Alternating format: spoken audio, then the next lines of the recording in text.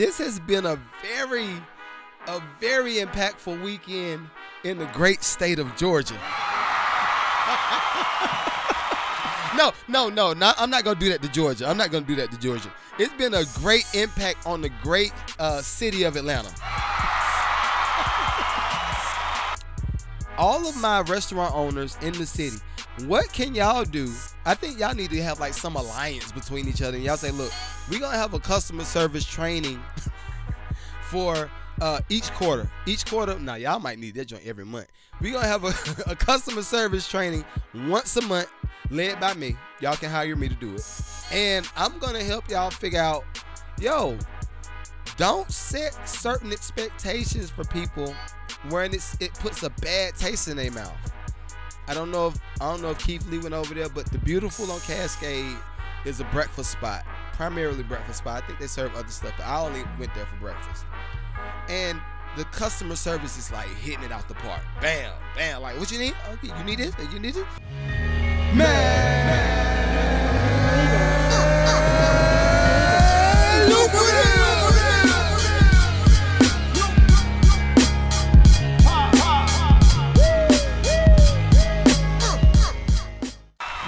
Welcome to the Mad Luther Podcast. Welcome to the Mad Luther not Copcast. Welcome to the Mad Luther Podcast. I'm the host, the one and only Magneto's having in the building. What up? So, we got a lot to get to today. I'm going to shout out everybody in the chat. Shouts out to DJ TZM. Hey, what up, bro? I can't read the other part because the words feel like scrunched together right quick. It's real scrunched together. What up? Joe, what up, Taboo? What up? Reese, I think Reese still in the chat. What up, Reese? Yo, Reese has been like one of my ride or die like TikTokers. Like that mug has been at every TikTok. What up, Dwayne? Mr. Sims? Hey, Mr. Sims. That made me feel like I'm back in like school days. Like the last name Sims just made me feel like there's somebody that's gonna whoop somebody's ass. But anyway, welcome to episode. What is this guy? Episode 10. What is it? 107. Shouts out to everybody in the super chat. Hey, girl. Hey. So listen, I'm having fun. I'm gonna try to keep it nice, calm, and reserved because if y'all can't hear, right, y'all hear my voice, right? I have literally been on TikTok like it's a part-time job. So I got on last night. I listened to all of the artists' music, which I am going to talk about that. I had some dope artists that I really like that I've listened to, and I'm like, yo, we're going to work. But I listened to artists last night, and then yesterday morning I did a full breakdown on the difference between the bad boy business model and then the no limit business model. And then we wrote that joint down on the board, and I was actually using that as a coaching call because one of the guys that was in the chat said that he wanted to start a label. So I was like, all right, well, if you want to start a label, these are two dope options, and I like to use those as options because they have a very distinct difference. Like Bad Boy, he used a lot of, I'm going to say, label funding, and then Master P really got that joint out the mud, like the original got that joint out the mud. So I was like, yo, these are your options, and I used that. But last night, hold on. Yo, I was very pleased by all of the artists, or I'm going to say musicians, because we had some musicians in the chat last night. I was very pleased by what I found and what I heard, because it was some people that dug in the country music bag, then there was some people that dug into like I think if it's anybody from last night's live, where was that girl from? The girl that was in last night's live, the cute one. I think she's like Brazilian or something like that. But hold on, I'm gonna look it up. I think she was from like Spain or somewhere like that. I'm looking at it. Hold on. Let's see. She was from Barcelona. Yo, I ain't never had nobody from Barcelona. Exotic. She's that real Zaza. You know what I mean? But I like what I heard. It made me feel like musicians were actually trying to be musicians again, and I can appreciate that. What I don't appreciate, and I'm not gonna say his name because I'm gonna say I ain't gonna say a love-hate relationship. We have a a relationship that we're building right now, right? It's a guy it's a guy that's on TikTok. I'm not gonna say his name, but he submits music like clockwork. Like he be like, yo, I'm gonna do this. I want, yo, man, what you think about this? And he sent the beat. He sent the music. He sent it. He sent it. He sent it. And last night I was just like, all right, look, cut it out. What we gonna do? What I want y'all to do is figure out what type of music that you actually want to make. Create that type of music. And then we start to find the fan base to fit your music. Because right now, I just feel like you're just doing stuff. Keep in mind, what I just do? Everybody in the super chat, y'all know I ain't cuss at all. I'm 4 minutes in and I ain't did no cussing. I'm proud of myself. I'm so proud. But this has been a very impactful weekend in the great state of Georgia. No, I'm not gonna do that to Georgia. I'm not gonna do that to Georgia. It's been a great impact on the great city of Atlanta. Yo, I love it. So, if you've been living under a rock, what's happened this weekend is, Nicole said, oh no. Oh yes. So, what's happened this weekend has been a monumental moment, right? My wife actually put me on to a guy on TikTok named Keith Lee, right? At first, I was just like, I like his spirit. I like that he don't trash restaurants when he actually goes to do his food reviews. And then I like the idea that he always says how much he paid for whatever he bought from the restaurant. I like that. The reason being, like, I got a family. Keith Lee got a family. If it's anybody in the chat, if y'all don't know, is he talking to himself? I'm not. I'm talking to I love when y'all do this in the feed. So right now, I'm shooting a Mad Lucrative podcast. This podcast, I normally really just go live so y'all can just chime in, and if y'all want to talk, we could talk back and forth. But this is really primarily for me to repost on YouTube. So I have y'all right here. Then I got my lucrative community that tunes in and they shoot me the super chats and all that good stuff. All right. So that's what's going on. I know it be looking like, yo, this mug is not even looking in the camera and he just talking like that's what's happening, bro. That's what's happening. All right. So Keith Lee came to Georgia, and I'm gonna say this. This is one thing before I do a full unpacking, because we talking. I'm gonna talk. This is gonna be for a good 15-20 minutes. So if y'all want to fast forward to this, just fast forward. But y'all got to hear where I'm coming from with this. All right. Because y'all know, if y'all didn't know, everybody in the chat, everybody in the super chat, y'all know who I am. But if you didn't know, what my primary my main business does is I help businesses figure out their branding, and I help them figure out how to provide the best customer service. If you got a good product and your product ain't selling, it's probably the customer service. That's what I've noticed. That's what it is normally. But being in this great state of Georgia, great city of Atlanta, because I'm in Atlanta, I've noticed I've been here since 2011. I'm going to say ever since I've been in Atlanta, it's always been the same type of customer service. And I could probably say on one hand the businesses that I've actually been to, and I spent over $50 to $100 to $150 on a meal. Keep in mind, there's 4 people, so I could go to Chick-fil-A and it's gonna be $50. That's how I think about it. Like it's gonna always cost. So it is what it is. But I can count on one hand how many different restaurants I've been to in the city where the customer service was impeccable, where they were really good with communicating timelines, where they were really good with saying, okay, well, you need some jelly, you need some butter, what you need, what else? I can count on one hand. The main restaurant that I would say sticks out for me is the Beautiful on Cascade. I don't know if Keith Lee went over there, but the Beautiful on Cascade is a breakfast spot, primarily breakfast spot. I think they serve other stuff, but I only went there for breakfast.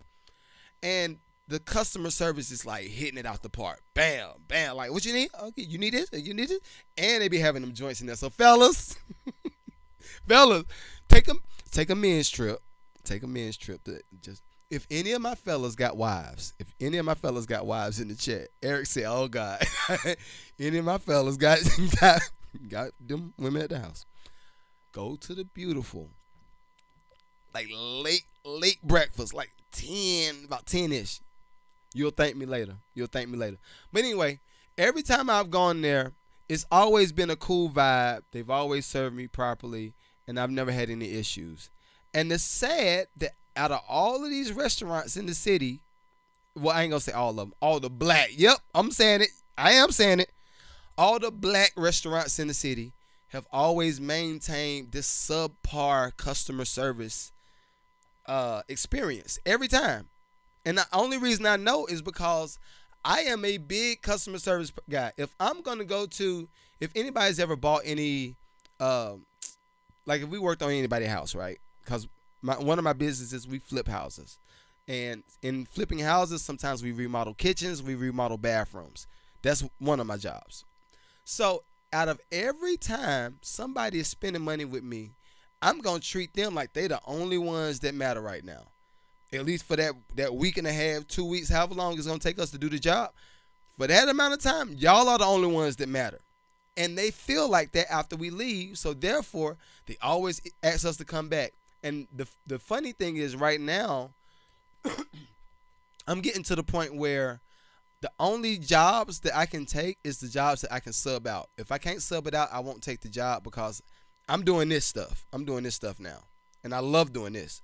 So they say, well, Mike, you can't send nobody over. I was like, nah, I can't. I mean, I can't come over personally. I could send somebody. Well, are they like you? Are they like you? Because they know I'm going to help them rationalize, go through decision making, and like, okay, you should buy this. Don't get granite this time. You ain't ready for the granite countertops just yet. Just go ahead and get the butcher block for now. And then maybe if you're still in this house in the next 5 years or so, invest in the granite. But right now, let's just work on remodeling the full kitchen, put some butcher block up there, put a nice backsplash up there, change out your appliances, and we out. That's how I am. That's good customer service, right? Every time I've gone to any of the white restaurants, and I mean, it might be something in the psychology. I saw some girl on TikTok say something about it, but it might be in the psychology between black to black customer. It might be in the psychology. I don't know. But because I ain't white, so I've never been a white guy going into a black establishment. That's what I mean. So every time I've gone in, it's like, yeah, we got an hour wait. And I'm like, it's like 10 tables is free right now. How you got an hour wait? It's an hour wait. Even when my father-in-law came in town, if it's not an hour wait, they mess up the order. And I'm just like, okay. All right, what are we really doing? And when my father-in-law came in town, I'm not gonna say the restaurant. I wanted to out them so bad because I'm feeling spicy today. I don't want to do that though. I don't want to do that.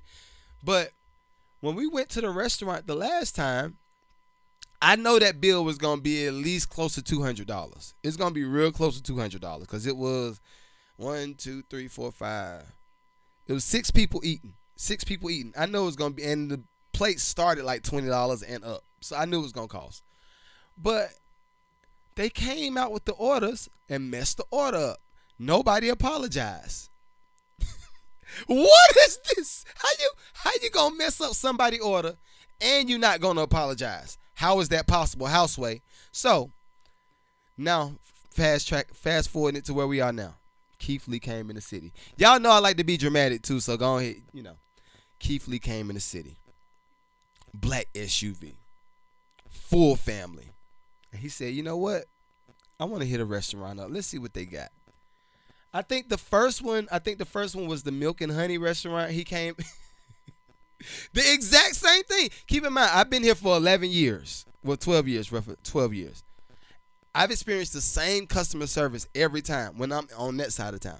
Now, if I go to Alpharetta, I go to Roswell, Sandy Springs, customer service be amazing, but it don't be black people. It be like Indian people, it be white people, Chinese people. Like it's so my thing is all of my restaurant owners in the city, what can y'all do? I think y'all need to have like some alliance between each other. And y'all say, look, we're gonna have a customer service training for each quarter.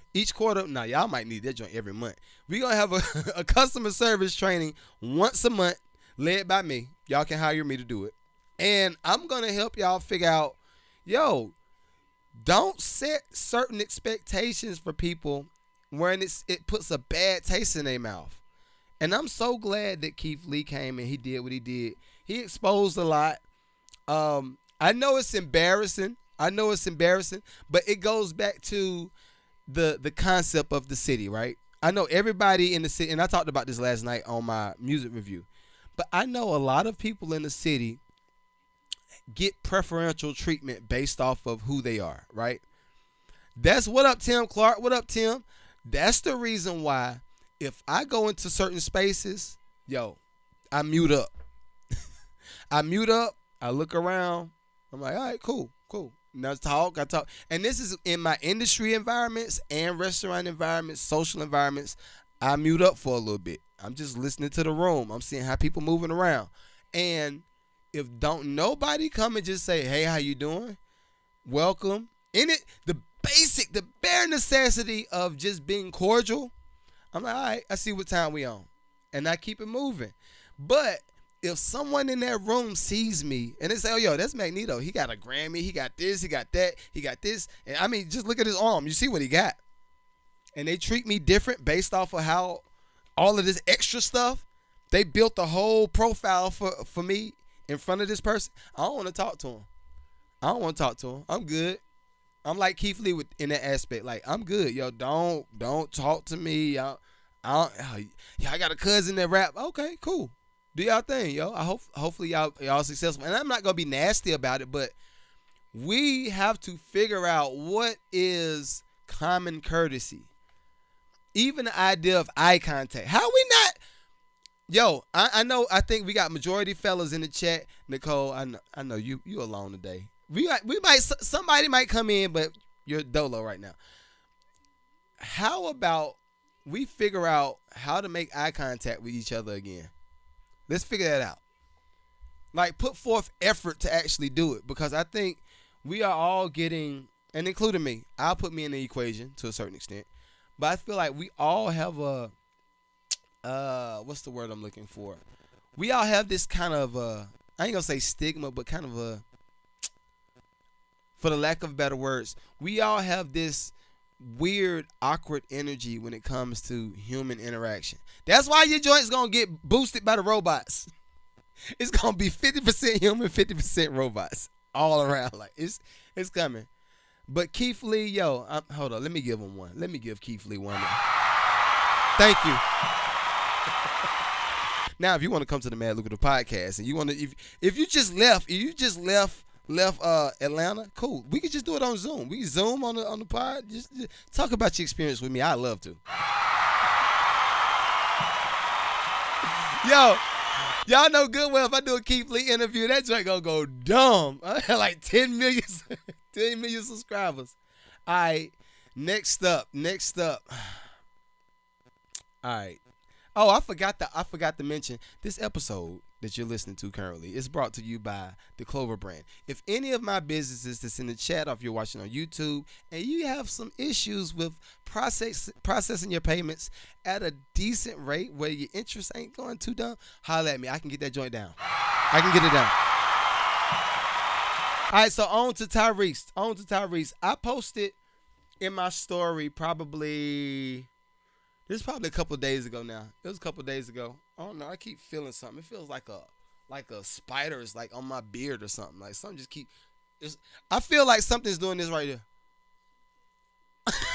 And I just keep looking like it is Halloween. So, man, I ain't gonna say it's a spirit, but I'm just saying it feels weird. I don't know what it is. So I posted a post of Tyrese. And since we got some fellas in the chat, I want y'all to comment. I really want y'all input on this. So, Tyrese posted a video of him and his new boo thing, right? She's one of them. She's one of them. She, you know what? And I don't want to say it like that. She's pretty. She is pretty. But I think it's like a whole lot more prettier people in the world. I'll just say that. It's a lot more pretty people. So I don't see why it was such a big deal unless everybody just honed in on the fact that he just posted this girl and he just got his divorce from baby mama or his ex-wife, right? So do y'all think it was petty for him to post the girl on his wall, and she had the gold dressed on. She smirking. She looked down. Y'all know that look. Y'all know that look. Do y'all think that she was being? Do y'all think that he was being petty for posting her, or do y'all feel like he is just he's in a different space mentally? Do y'all feel like he's in a different space mentally? He's just like, yo, I'm having fun. I'm enjoying myself. I'm enjoying myself. Oh yeah. Also, while I wait for y'all to comment, in the chat, this is not a Mason apron. Just let y'all know. Now the numbers have been great. So if it needs to be a Mason apron, then it will be.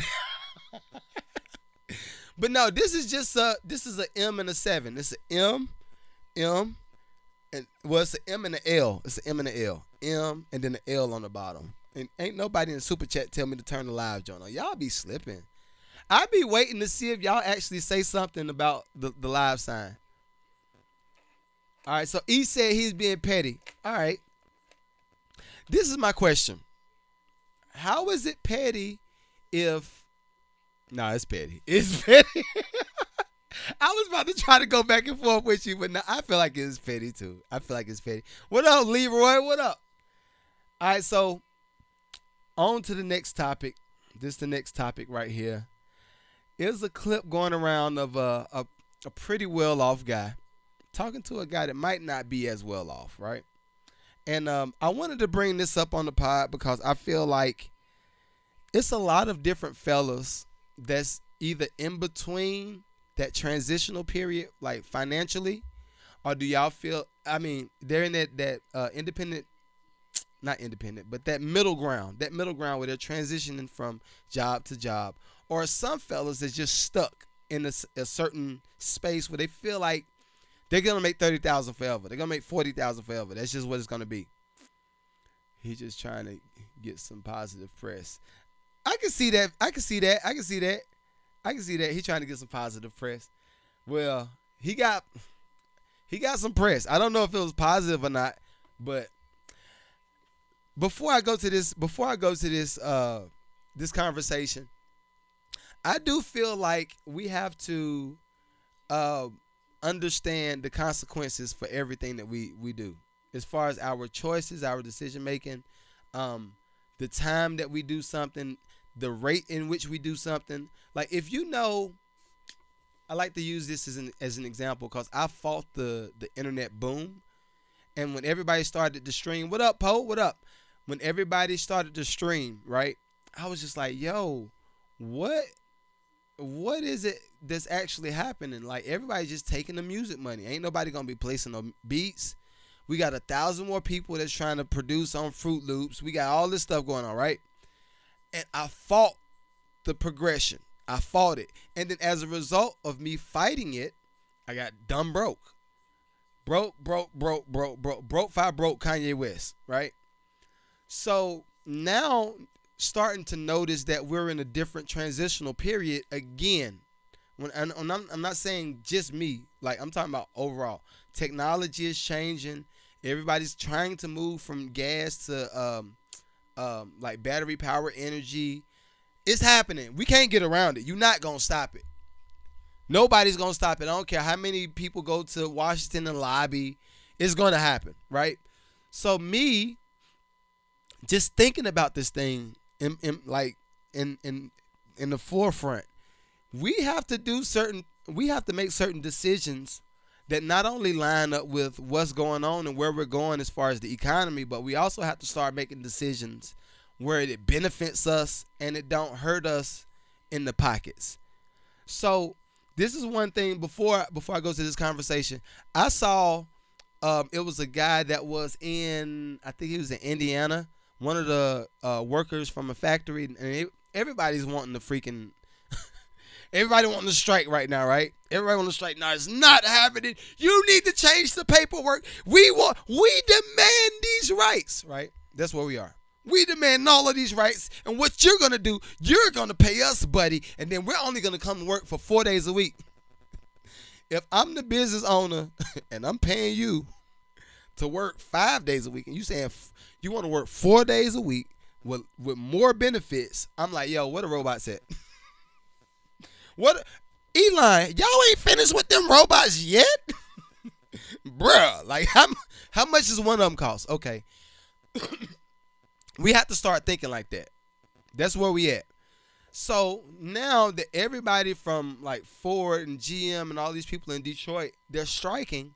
It's like, yo, y'all know why y'all striking. It's just giving them more time to advance technology. All they're doing is figuring out, okay, so since we got this whole department gone, what do we need to implement to make sure that this don't happen again?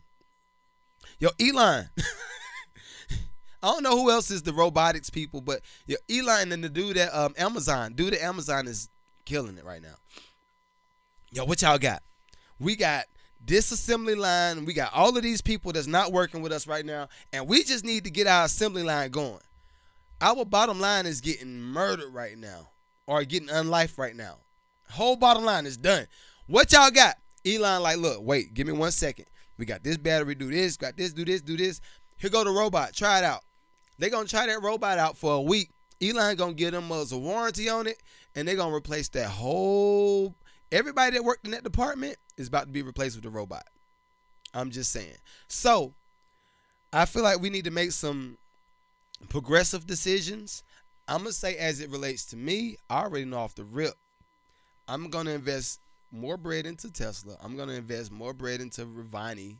I think that's how you pronounce it.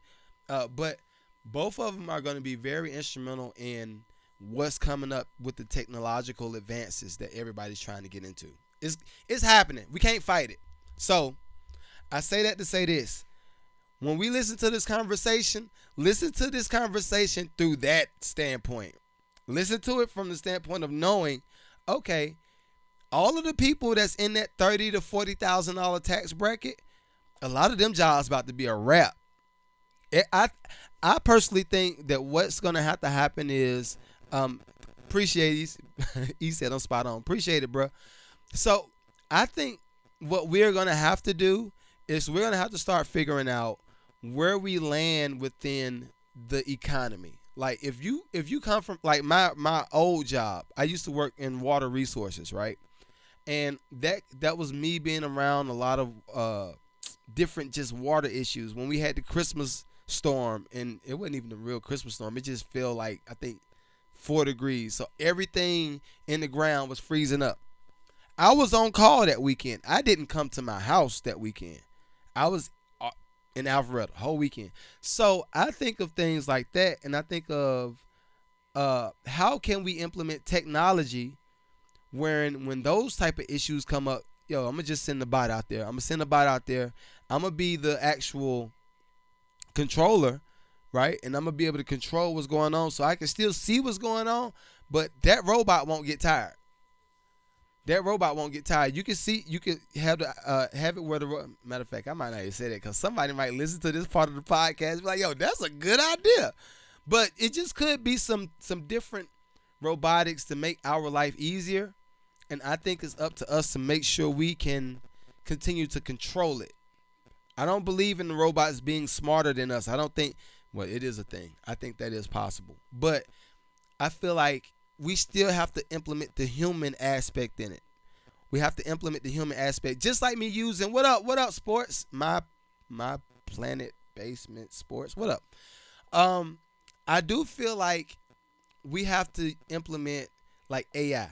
I use AI to do a few of my clips, and y'all probably not, anybody on YouTube or Instagram, y'all probably didn't even realize it, but I implemented AI for a few weeks to see how it would clip up my podcast. I'm here for a whole hour. Normally it takes me about 4 hours to edit, right? It takes me about 4 hours to edit. I put that joint in AI. That joint was done in 20 minutes. It had hashtags. It had subject matter. It had I think, what was it, virality.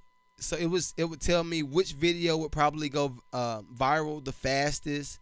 Like, it was fire. So for that reason, I'm using AI. I'm gonna definitely use it for that. But I noticed. Hold on, y'all. Disrespectful. They know I shoot the pod on Tuesdays. But anyway, I do see I saw when I put one of the podcasts in one of the AI instruments, it messed up every clip, and it didn't have the human aspect to it. It didn't have a human element to it. So I'm gonna say this: we got to figure out how to use all of this stuff that's coming up, cause you ain't gonna get around it. Nobody's gonna get around it. All right, so on to the conversation. I'm gonna play it. Then I want y'all's input on it. I want y'all's input. And if I'm going 50-50 with my woman, it's hard, brother. You sitting up here, your nice house, your nice jewelry, nice cars. Oh yeah, man, you gotta do 100%. How, brother? If I'm making $14 an hour, what you expect? You know, you still on there. Oh yeah, man, 100%. You're not a man. You're not a man. How? I'm still working. I'm still providing, right? So what makes me not a man? Because I'm going 50-50 with my woman. Mm. And brother, I applaud Y'all you hear this, right? because I understand that it is hard out here. But we are men, so we have to go harder. I'm not saying or trying to speak down to you, my brother, by any means. What up, That's Gentleman I'm Cole? not. What up? But I want you to be reminded of something that our fathers didn't teach us, that we must go hard and that we shouldn't get into a relationship with a woman until we have direction. Not a man. All right. If I'm then going it's another 50-50 clip. with- It's another Give me clip. direction. But who are you to say that? A person that cares, a person that loves you, a person that's been in your shoes and understands how it feels when we can't give our family what they truly deserve. We have to go hard. Now, give me one moment. I've been in your shoes. And when I was in your shoes, I stayed in my lane. I lived where I lived. My woman didn't work. She nurtured to the children till I got this. And I'm trying to give you the cheat code. Do what you need to do so you can feed your woman, and while she's nurturing the children, she can also nurture your dreams and your goals. Now you can be successful. Now you don't have to say I'm working for $15. Now you can say I got employees that I'm paying that's working for me for $15. I'm trying to elevate you, but men get so caught in their emotions and their pride, and the first thing you want to do is feel attacked. Get the wisdom. This is coming from a rich man. Right This now, coming you from have a to rich trigger. man. Hey, man. But this is coming from Hey. a rich man. That's all I'm gonna play right now. That's all I'm gonna play, right? That's all I'm gonna play. I gotta find out who the guy was. I gotta find out who the guy was that was having the conversation. But if y'all couldn't hear it in the chat too good, I'm gonna get that joint that you told me about. So y'all will be able to hear the patch. Hopefully I can have it by next pod, which is Friday. So we'll see. But so to recap, what they were saying was, and I know YouTube, y'all just heard everything, but I'm saying it for TikTok so they can hear it and they can join the conversation. So the conversation was two guys. That dang on. There it is. I saw it. I found it. It's a hair. I kept feeling something. But it was two guys having a conversation about why is it good or why is it bad for a man and his wife to go 50-50 on the bills, right? And this is the thing. This is and again, y'all know I be old school. Some of it might be to my detriment. I'll accept that. But I feel like what Buddy said with the bread, I agree. And I think I don't know that, and I would love more context to see if the guy that makes the $14 an hour, because $14 an hour is what? That ain't even 30,000. That ain't even 30,000 for the year. Like $14 an hour, that might be take home 20,000 for the year. I don't know how are you living? How is that possible? 20,000? Like, wow. Anyway.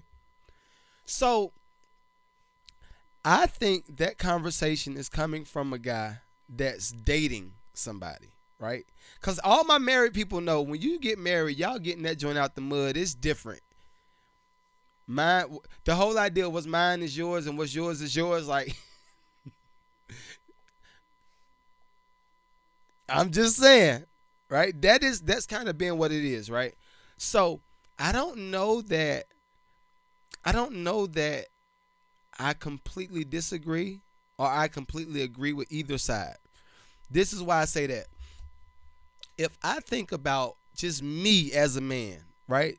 We're not even gonna add the idea of being married. We're not gonna add um, anything. Just me being a man. I feel like as a man, it's our job to strive to find the it thing, whatever that thing is that's going to push you to work, push you to get up, push you to do whatever you got to do. What is the it thing? That's the first thing I always like for us fellas to do. Find the it thing. And then once you find it, then find the ambition behind pushing it. Like, what's going to make you get up and say, like, all right, I slept for 3 hours last night, but I got to get to it. I got to get to it. And that's not even to support a woman, I'll say. Not to support a woman, but just as a man. I don't personally feel accomplished if I don't go 100% going hard. Like, I don't feel like I accomplished nothing. And again, maybe it can be to my detriment because I'm okay with sleeping 3 hours a night. It's just like, all right, I done did it for this amount of time. I know at some point I'm gonna have to slow down. Life will make you slow down. Like when as I get closer to 40, the closer I get to 40, I'm like, all right, yo, I need a little bit of rest. I need a nap. Whoa, wow, I need a nap. Right? I get that. But in the meantime, it's just like, yo, I got my eyes set on so much stuff, so many different levels to hit. As a man, just as me, I gotta hit it to feel accomplished. So now you add the woman to the equation. It's just like, yo, how are you gonna even coach your significant other to be who they want to be if you ain't trying to get it yourself? How you gonna do that, Houseway? I'm gonna name this episode Houseway. Yeah, y'all remember me. It's gonna be Houseway. But how are you gonna coach your significant other into being that next better version of themselves if you ain't striving for it yourself? All right, so that's one. That's one. And then the other side of that is from a emotional standpoint. I know a lot of the times, especially so when I was in the super broke season, is one pivotal moment. Well, there's been a few of them, but the main one that stuck out to me when I was dead broke. I think me and my wife was staying at my cousin's house at the time, and married staying at my cousin's house, and I was just like, I felt like Buddy is making a $14 an hour. I was like, man, I'm doing all I know how to do. I do it, I'm just, and I think I said, I'm praying to do this, I'm praying for that. All right, Mari said, you need to stop praying and get a job. So like, I was mad. I ain't gonna lie. I felt like that was an attack on my manhood at the time. But yo, that's real talk. Sometimes, again, a lot of the time, you got to have your significant other to coach you into being the better version of yourself. You personally may have peaked out. You may have peaked out. Let's say if you get to $30 or $40 an hour. Let's say you make $40 an hour and you peaked out at 40. You've been making $40 an hour for the last 10 years and you comfortable there. You like, I can take care of what I want to take care of. I can go on vacations. We can have a little bit of fun. We can do a little bit of this, a little bit of that, a little bit of this. But it's always something else. And I think we have to get in the mindset of, all right, so I get to the point where I'm doing good by myself, but now I got to figure out how can I help advance my community. I feel like the men should be in the forefront of that, right? So I feel like all of that lines up. And I get it from the emotional standpoint. He like, man, I'm still a man and I'm making $14 an hour. How you saying it's wrong for me to go 50-50 on my woman? All right, this is the other part. When it comes to having a family and you look at the responsibility on the responsibility sides and what feels good and what makes the most sense. I know, although we wasn't super paid or super banked up, I saw the difference in how my family was set up with my wife being at the house with the girls before they got to school. Like, they're just now both of them are in school now. But before that, one of them was in school, one of them wasn't. Then one of them went to school, she still had one at the house, right? I saw the difference between our kids and the other kids. What a mama had to just, as soon as that baby pop out, that baby in daycare, and she 7 months old, 8 months old at daycare. It's a difference. It's a difference. Even the idea of breastfeeding and you got to do, like, it's a lot of differences. So I think personally, when we get to the bag and we can accomplish things and we can actually push our partner to do whatever they want to do, like that, the dream part of them pushing that, you're unstoppable. It's gonna be a lot of stuff that's gonna come up, but I feel like if you have those staples in place or those key things in place, you'll be good. You'll be good. So I'm never for a man taking a pity party route. Even I've been trying to be nice the whole episode. I've been trying to be nice. But any man that comes up to me that's whining, if you're a full grown man, I'm gonna say full grown man is about 21 and up. And I know they ain't in that grown man space and shit. But I give them 25 and up, right? Cause 21 you're still in college, you still might have some boy ways, right? 25 and up. You bet not be whining and complaining about some basic stuff that, like, bruh, Fabian, what up? Why would you be complaining about some of the basic stuff that you need anyway? Like, I can't stand no whining man. I can't stand it. Like, do something. One of my friends, shouts out to DA Jones. He said, you only tolerate, what do you say? Don't tolerate what you. I gotta figure it out. I might text him and figure out how to actually say it. But he's saying don't tolerate certain things. Like, if you know that you don't want this and you know you don't want to do this, why would you tolerate it? Just don't do it. Just stop. Just stop doing it. All right. So next up. Oh, I didn't tell y'all. So everybody knows. I hadn't said it on the pod. I'm gonna say it now because it's actually inked in now. I am actually going to go to Vegas for my birthday. 40. Big 40. Big 40. And I'm going to see the Sphere. I am going to see the Sphere. Now, I'm not going to a concert in the Sphere, but I'm actually okay with just going around and looking at the architecture and just seeing how the LEDs is set up. Like, it's going to be crazy. So I'm looking forward to that. But on to the next subject. And if it's any musicians in the chat that got any questions, go ahead and put it in the chat.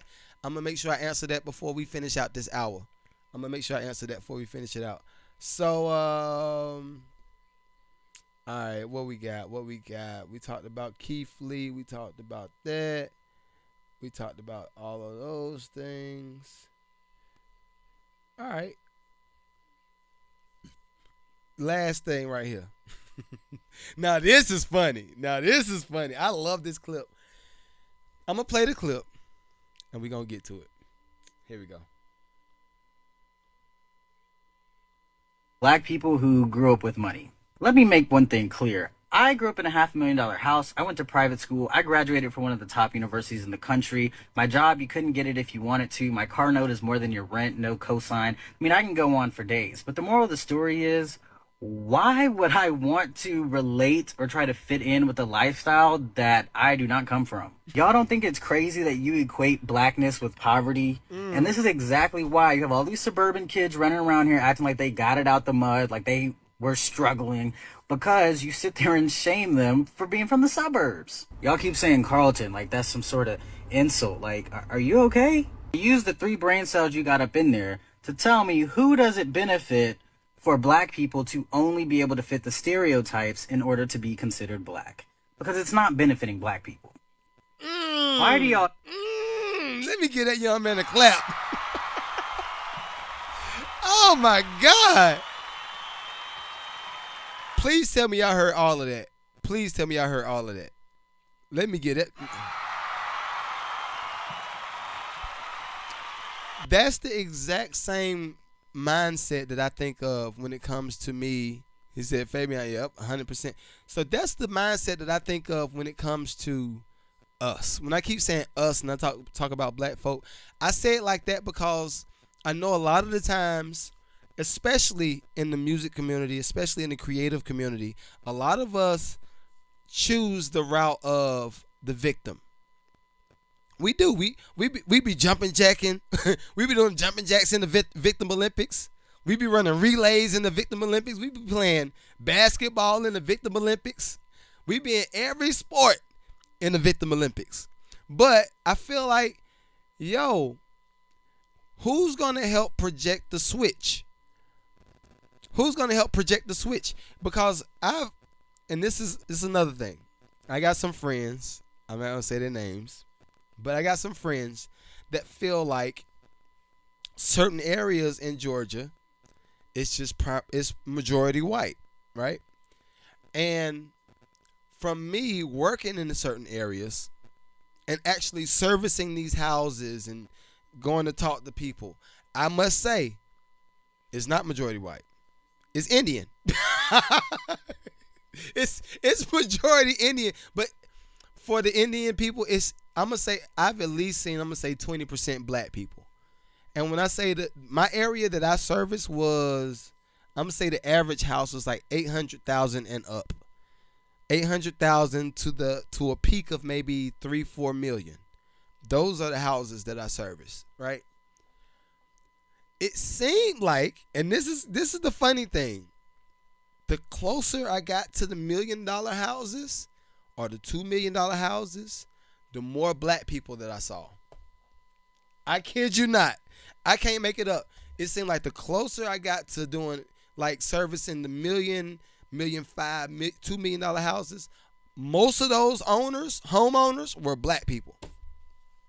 So that let me know, oh nah, we just playing in the victim Olympics. It ain't majority white folk up here.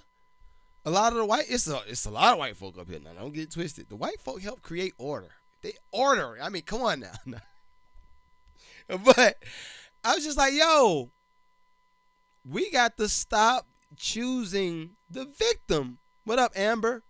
We got to stop being the victim when it comes to our conversations, our decision making, some of our relationships that we're in, some of our friendships that we're in. Like, yo, my family knows, my immediate family knows. Don't call me with negative conversation. Don't call me with the gossip conversation. And don't call me with the conversation that you don't have an idea of the solution. Now, if you call me and say, yo, I got this going on, I don't really know what to do about this. What you think? What would you do? I'm going to give you all the advice you need, right? Whatever you need, I got you. Like, whatever, right? But I think when it comes to bailing out people, and I sound like a Republican with what I'm about to say. But I feel like when it comes to bailing out groups of people, massive groups of people, it does create an excuse. It gives people an excuse to, this is why I do this. This is the reason why I do this. And the white man got his foot on my neck. I'm like, come on now. The white man don't have his foot on your neck. The foot on your neck, the foot that currently exists on your neck right now comes from those bad decisions that you made. Including me. I include me in the conversation. I'm not a finger pointer. I'm not a finger pointer. A lot of the trash and life experiences that I've experienced is a result of me making a bad decision. I can't say the white man did that. Oh, systematically the white man did it to us, and as a result of that, we lose as black people. Okay, all right. If that's what y'all choose to do, that's what you want to do. You stay there, and I'm gonna have a partnership with this white man. Hey, Jack. Me and Jack about to get some millions. We about to run the bag up, because I just believe you have to have relationships with different groups of people to open your eyes up to the possibilities. I think a lot of people, I would love, and I might start doing this, like the further I get in my wealth journey, the closer I get to I have a dollar amount in my head that I got to touch. I got that dollar amount. And I got to touch that joint in 1 year. I got to touch it in 1 year. Once I touch that in 1 year, then I might fall back just a little bit for a little bit of time. But I want to have maybe like one bus, like one chartered bus or like a minivan or something, go to the super rich side of towns and just drive around. Just drive around for 30 minutes to an hour. Then we go sit down and eat lunch at a restaurant on that side of town. And let everybody, and I want it to be majority black people. I want it to be majority black people.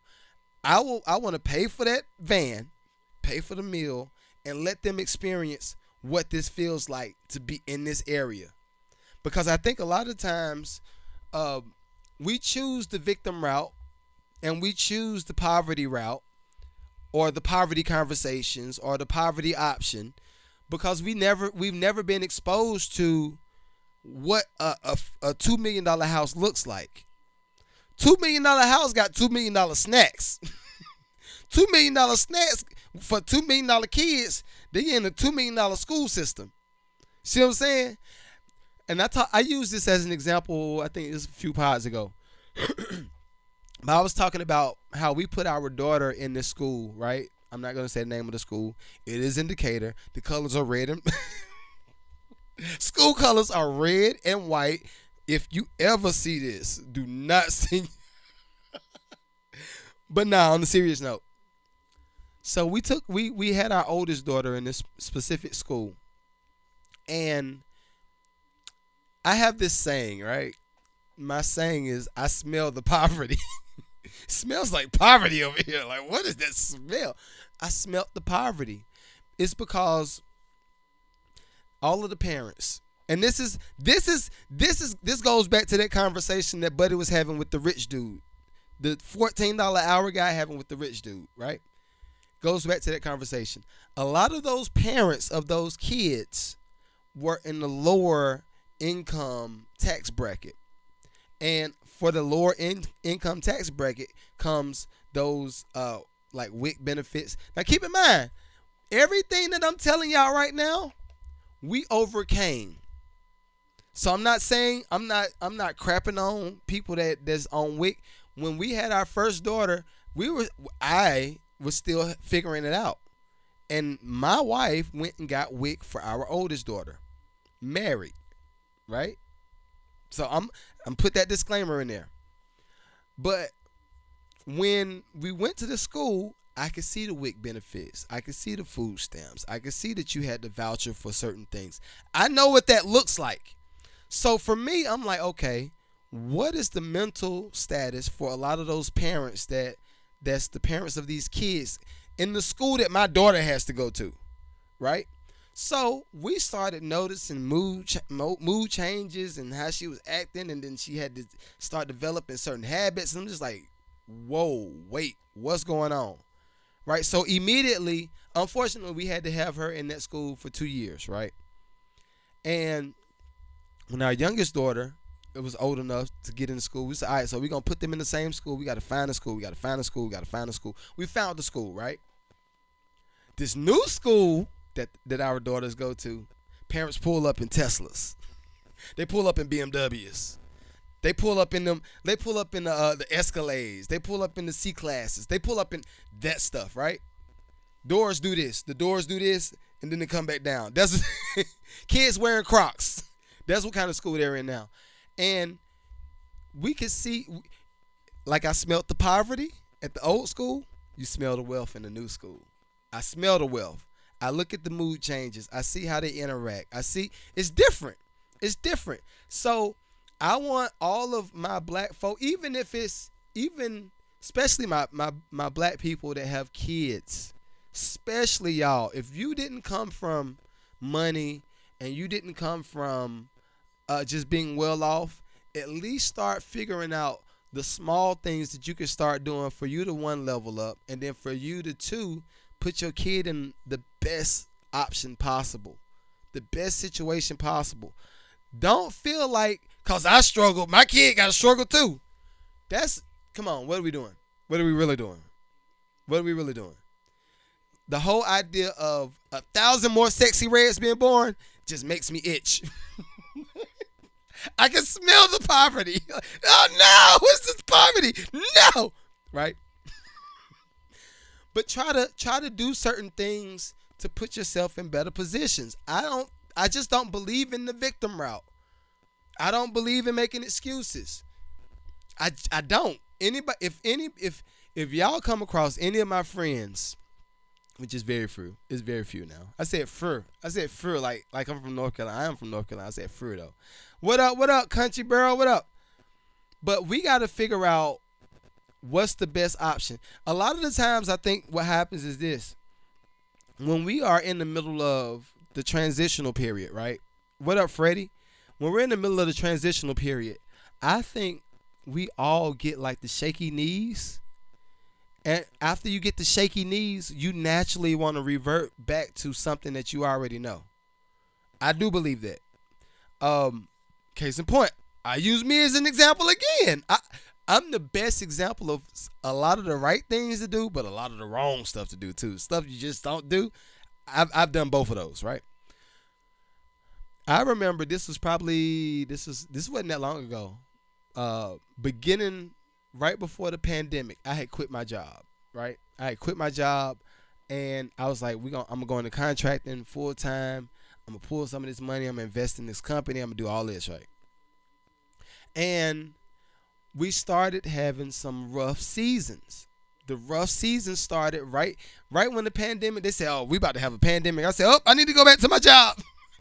I got to get a job." I was like, That's what I knew. I knew to go back to get a job to get every 2-week paycheck. That was my wiring. That's how I was wired. So naturally, I went back to my job. The funny thing is, I don't think I ever heard my wife say, "Yeah, you should go back to work." I don't think I ever heard her say that. Remember, years before that, she said, "You need to get a job. You need to stop praying to get a job." She said that. But then when I went back to my job, she never said, yeah, you should go back to work. So I made that decision dolo because mentally, that's where I was. I couldn't fathom the idea of, let me start pricing out insurance. See what insurance costs like on my own. Let me see what my financial plan needs to look like per month, per week, per day, per hour. I wasn't thinking like that, right? So went back to the job, and I actually got a higher position, right? Got a raise, got a higher position. But how many folk know when you get a higher position, you're doing a lot more work? You're gonna work for it. So I went from being on call, and I might get called out every now and then. And the base pay for that job was like 30, I think it was like 34,000, something like that. It was real low. Like when I was just a laborer, Keep in mind, a lot of the stuff I talked to y'all about, again, I've lived it. I've dug holes. I've done everything from live in LA, had dope stuff, win a Grammy, fly back and forth to New York, stay in North Carolina, owned a condo, lost the condo, I've done a lot of stuff, a lot of living. Even slave work, low key. Carry this dirt from this. I talked about that too. It was a guy I worked for named Tony. I like Tony. I do feel like he low key like used me up as much as he could for the labor, not for anything else. But I feel like he used me up. But I carried dirt from this hill to this hill in a wheelbarrow. Then Tony would pay me like $150 for the day. What's that? $150. Let me bust that down right quick. $150 for the day. If I work an 8-hour day, so I was getting paid roughly $18.75 an hour, and that's technically good, right? Yo, I immediately started. It clicked. I was like, I can't keep doing this. I can't keep beating my body up. Even when it came to contracting, I was starting to make good money with it, right?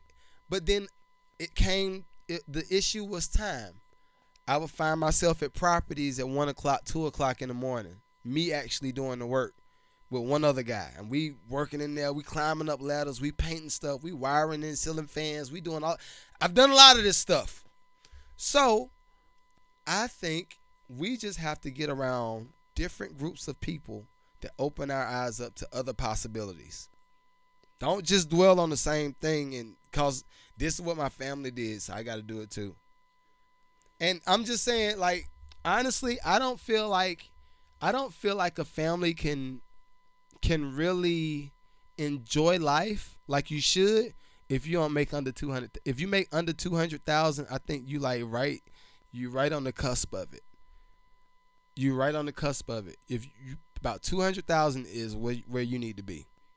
That's my take.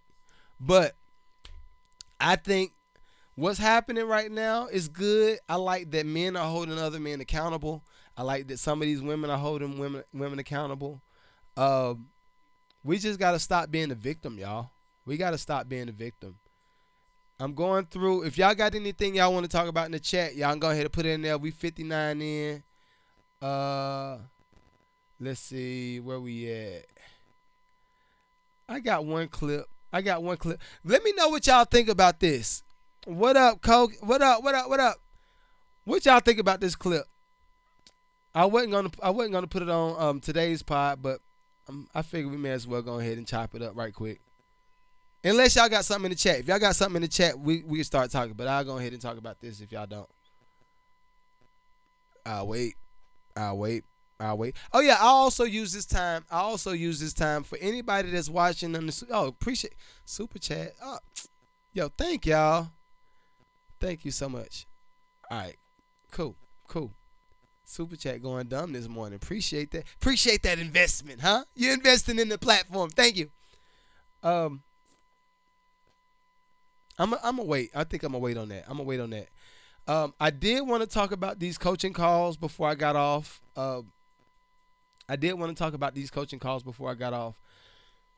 So, along with more of the same story with like being open, being aware of the options, I am in the space now where I'm full-time going in coaching people. I don't want to mark anything under what it currently is, but if any of y'all need coaching calls, which can consist of branding. If you don't know what you posting on social media, if you don't know what you need to put on YouTube, if you got an idea for a podcast but you don't know how to develop it, holla at me. That's why I'm here. What else? If it's any artist that's trying to figure out, okay, I got this song and I know it's dope and I know it'll hit, but I don't know what to do next, holla at me. You need the coaching call or the discovery call. You can hit me up. Any of y'all can hit me up at Magneto7Booking. Magneto7Booking@gmail.com. Magnedo 7 Booking@gmail.com. Hit me up. Let's schedule a coaching call. Let's figure out what works for you. And I love helping, yo. I love helping. If we can get everybody to just start being self-sustainable, is that the word I'm looking for? Be sustainable on their own. That's what I'm looking for. If we can help people to do that, I think we'll be good. Also, any of the musicians that's from the chat from last night, if you're from last night and y'all went over to my YouTube and you subscribed to the Lucrative Community, I did mark all of the books down as of tomorrow. Hold on, let me give myself a clap. As of tomorrow, the Patreon will be up for the first day. So y'all not only will get the podcast early, but you also get the Patreon. All right? Now, I'm going to tell y'all this. This is what I decided to do. And this is for starters. I'm going to have a whole lot more coming up on the Patreon. But as of right now, this is what's going to be there. Right now, you're going to get the podcast earlier. I'm going to try to get y'all the podcast a day before everybody else gets it. YouTube will get it on Wednesdays. I'm going to try to give it to y'all on Tuesdays. I'm going to try. So, you get that. Then all of my ebooks, if you want the recession prep kit, if you need the playbook to production for all my music producers, I got all the books in the Patreon marked down to $5. Come on now. You can't. $5. But that's as a result of you subscribing to the Patreon. But everybody could get all my ebooks for $5 from the Patreon.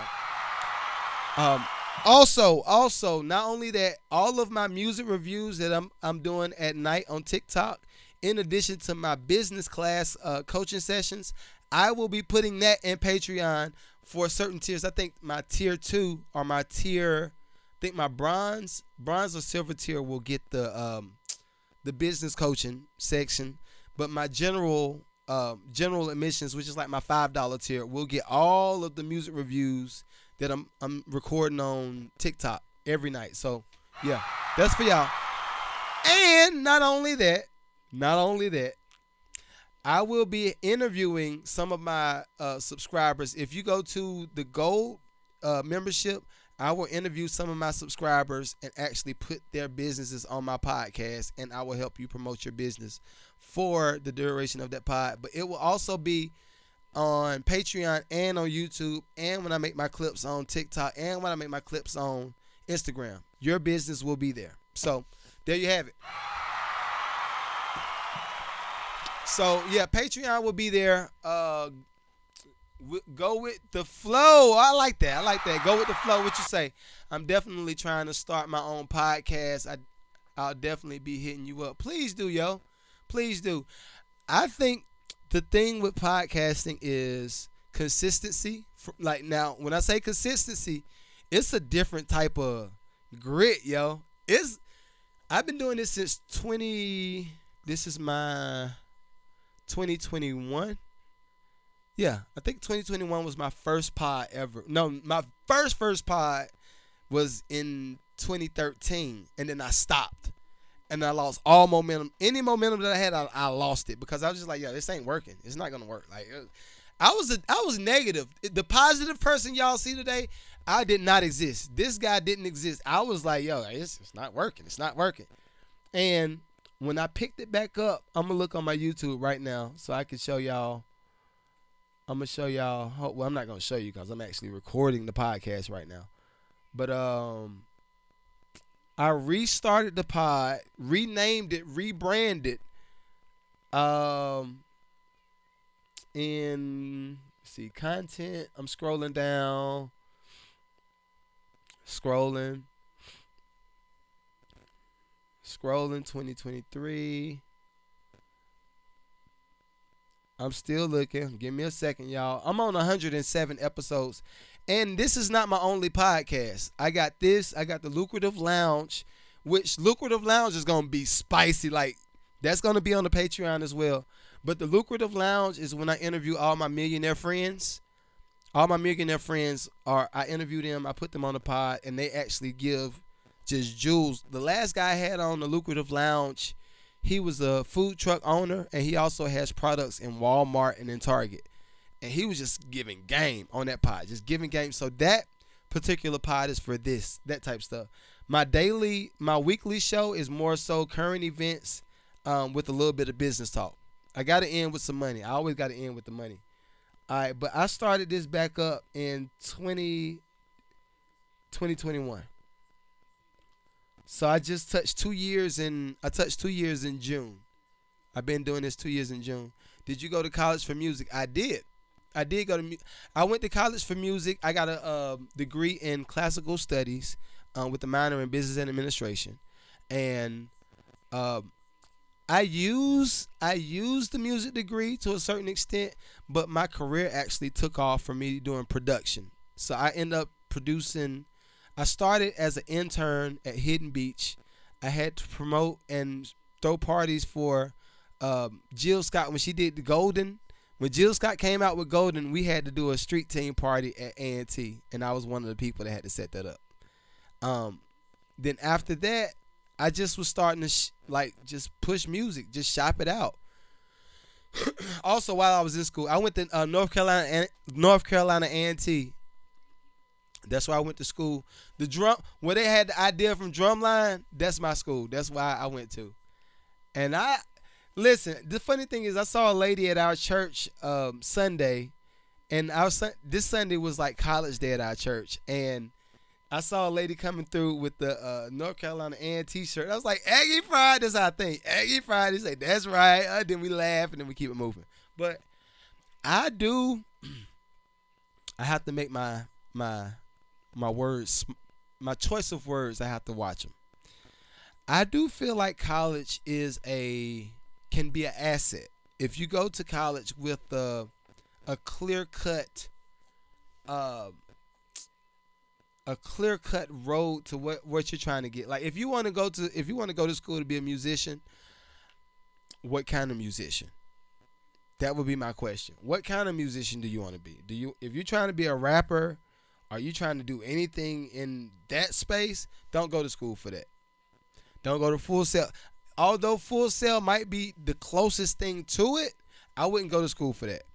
I would go to school for marketing. Figure out how these different companies use marketing and how they strategize like their campaigns. You could do that. But see, even in that, you can go to YouTube University and figure that out. Right?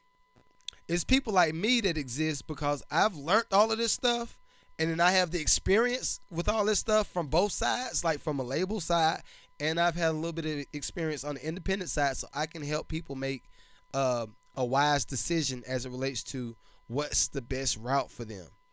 That's why people like me exist.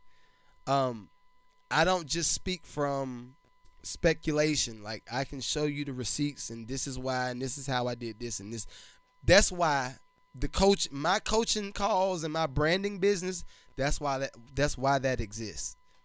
I add the experience plus what's needed, and then I say, okay, well, based off of this, it looks like you need to be doing more music catered towards the hood crowd. We need you to put more blunts in your I'm never going to advise an artist to do, well, have I done that before? Have I done that?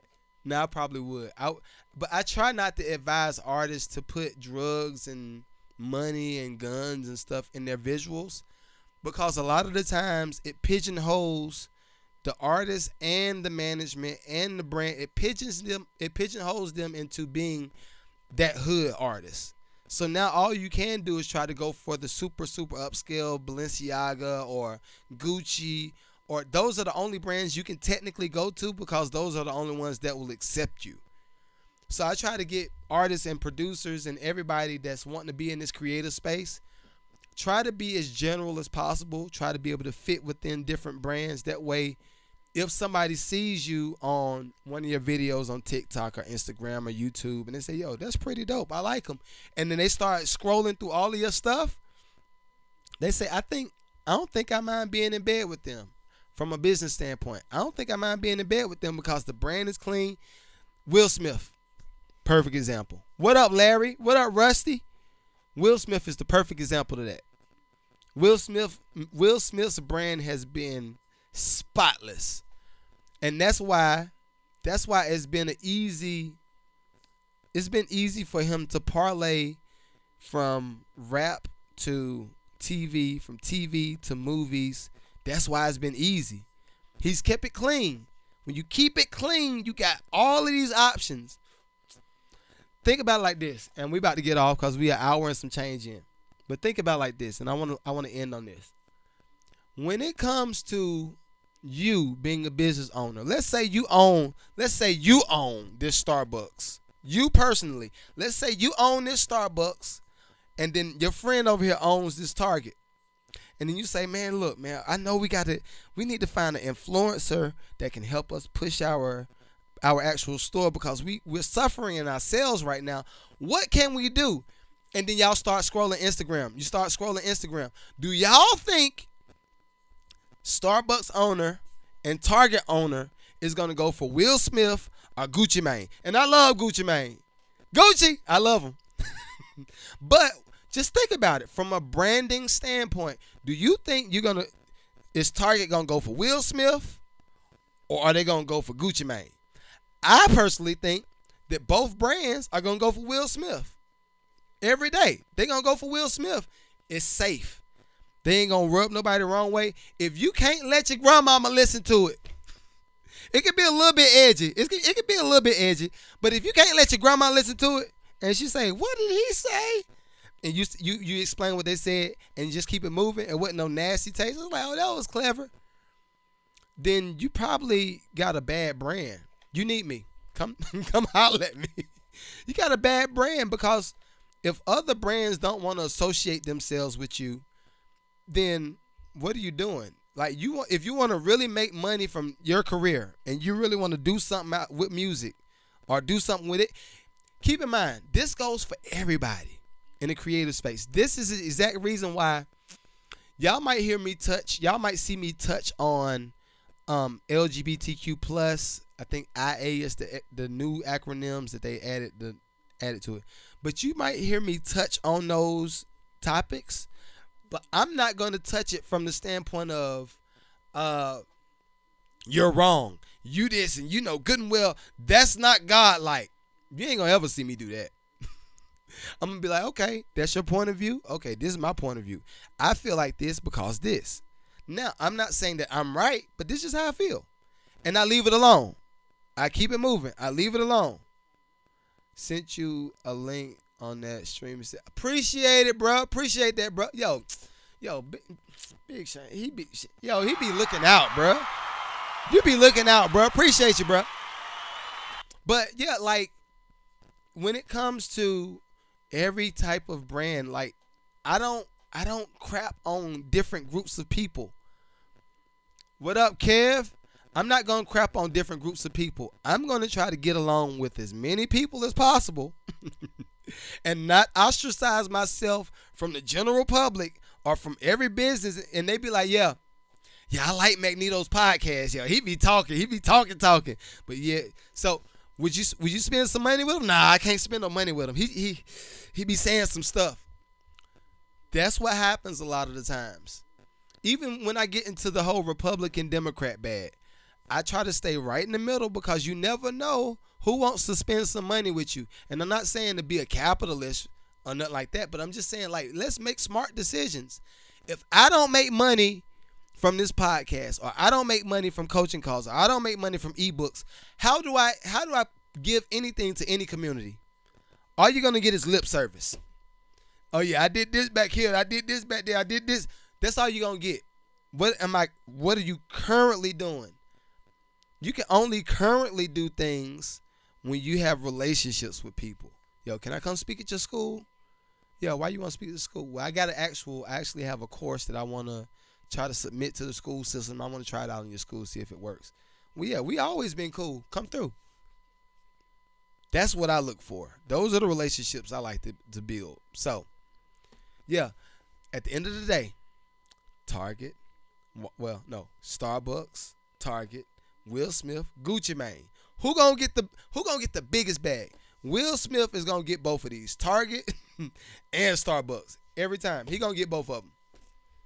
Gucci might get like the hood version of it, and that's a whole different conversation. But y'all get it. Antonio, what up? So I'm gonna see y'all Friday. Well, no, you on YouTube. I will see y'all Saturday. TikTok, y'all know what time it is. And everybody on Patreon, appreciate y'all subscribing. I'm thanking y'all in advance. As always, if y'all need me, I might consider. Hold on, let me read this. E says, will the coaching call be at a discount on the Patreon? Let me think about it. I don't know. Because truth moment. This is a truth moment. Truth moment. Yo, you played the beat when you were working on stuff with Ye. I like the person. I appreciate it, bro. Just, if you can remember, just send me a message, because after I get off this live, I got a whole lot more stuff to do. So just send me a message so I don't forget about you. And I make sure either me or my assistant reach out to you today. But the reason why I probably won't discount the coaching call under the 150, and actually the 150 is supposed to be up today, because I said I was going to go back to the 500 on the 1st. So for my TikTok people, and it's just TikTok people, I'll keep it at 150 for y'all, but it won't be 150 for nobody else. It's 500 and up. But I have other coaches in my space that's accomplished less, and their starting rate is $1,500 to $2,000 per hour. That's their starting rate. They ain't got no Grammy. They ain't got no platinum plaque. They ain't got no gold, nothing. So for me, I still don't feel right trying to charge the average musician $1,500, $2,000, $3,000. I don't feel right doing that. Like, in my heart, I don't feel right. But I can't keep doing the 150 for 500 and then you go out and make 10,000 off of the advice that I just gave you. So I probably will mark it back to the normal amount for in November. I'm gonna keep going back. Now, if anybody submits music from the music review part, I will discount it for y'all. I'll keep it at 150 for the people that paid the $10 because $10 is a lot for some people. 150 is a lot for some people. So for my musicians that submit music for the reviews, I'm gonna say this on camera so y'all make sure y'all get it. Y'all hear it nice and clear. If you submitted music on TikTok for the music review, I will honor the 150 for 1 hour coaching session. But anybody else, even my Patreon members, like the starting rate is 15 is gonna be 500 for y'all. I can't do it. I can't do it. It's a lot of research goes into my coaching calls. I'm looking at everybody's analytics. I'm looking at everybody's numbers. I'm looking at what you've done for the last year or two. I'm looking at what kind of income you brought in for the last year or two. And then I'm trying to help you figure out how to make more money.